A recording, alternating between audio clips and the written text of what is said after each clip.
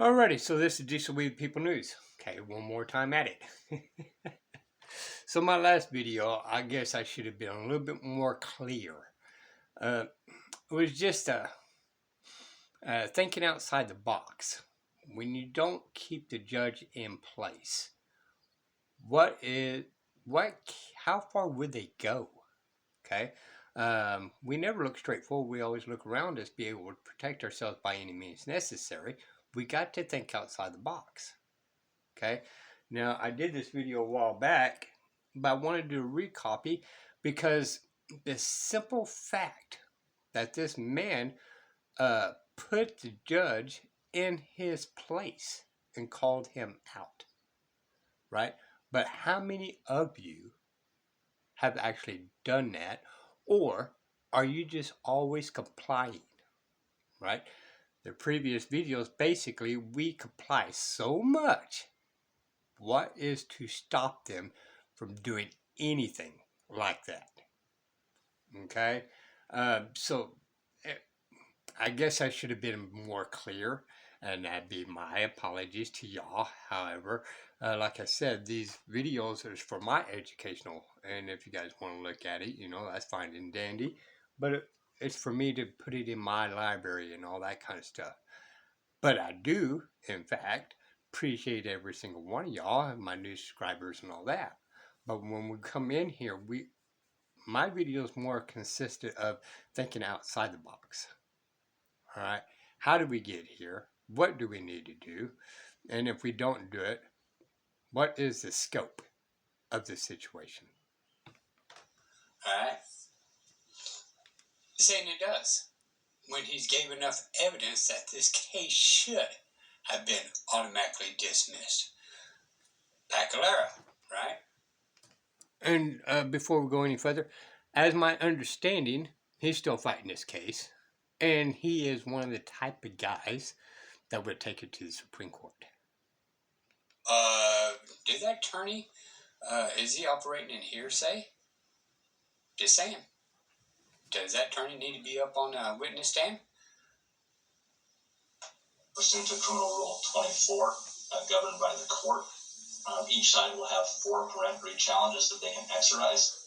If the parties in consecutive order waive peremptories, if Mr. Haylett waives a peremptory and then Mr. Pendergrass, or Mr. Pendergrass waives and then Mr. Haylett, that will be a waiver of any additional peremptories. So if you wish to utilize them, please do so. 4 is the allotted number for peremptories here. This will be a jury of 6 persons. Objection. Right to trial by juries of 12 men of my peers, without whose unanimous consent cannot be found guilty. That's the law. This will be 6 jurors tomorrow. Objection. That's deprivation of the right to a trial by jury. Understand your request is denied. It's not a request, it's the law. You're not following the law, you're in breach of your oath of office, you're committing felonies, which is treason. So I'm accusing you of committing treason on the stand in open court. Denied, and I am not. You don't get to deny that. I'm accusing you. You can say what you want, Mr. Pendergrass. It doesn't make it true, or factual, or reality. And that is what will be happening tomorrow. Which witnesses does the state intend to call tomorrow? Now, we're going to stop right there. All right. So the man claimed the law, and the judge basically saying he's denying this and this and this. So he automatically thinks that he is the king, and he has authority over this man, which is what I've talked. What the other video was really limited on my words. But how far will they go when you don't challenge them? People, sit and think about it. We've been so dumbed down that we don't even know what the laws are. Trial by jury, not jury trial. Trial by jury goes by facts and challenging the law. Is that law benefiting we the people? If that law is contradictory to our freedom, the jury can basically says, no, this law is no good. So we're going to find the man innocent and let him be on his way. Okay? But the jury trial, judges have control over it. All right? Judges is not supposed to be the king of the jury. The jury is supposed to be the king over the judge. Okay? But again, we don't challenge these things. I got to give this man all kinds of credit that he challenged it. He put the judge on the record. He put it on public record as well. He stood here on Zoom and called him out. And of course, the judge like, oh, what did I get myself into?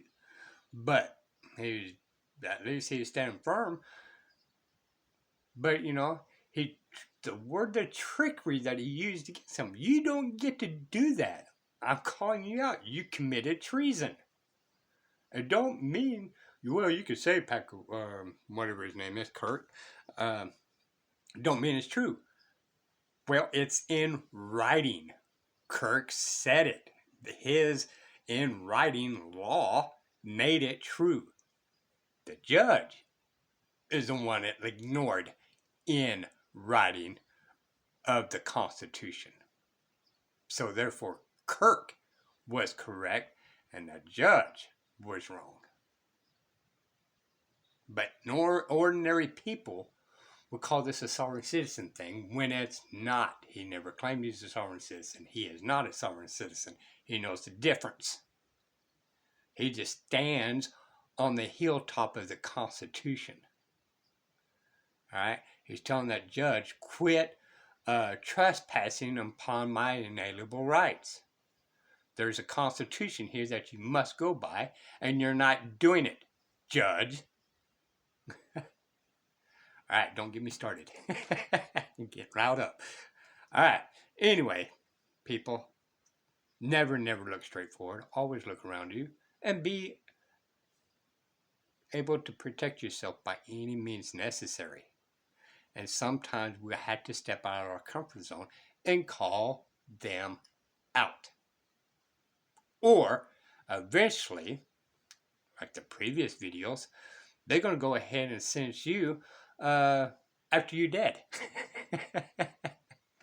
That may be real, may be fake, or whatever, that other video. I'm not here to judge. I'm just saying, with the scope of the authority, how far can they go? Just think about it.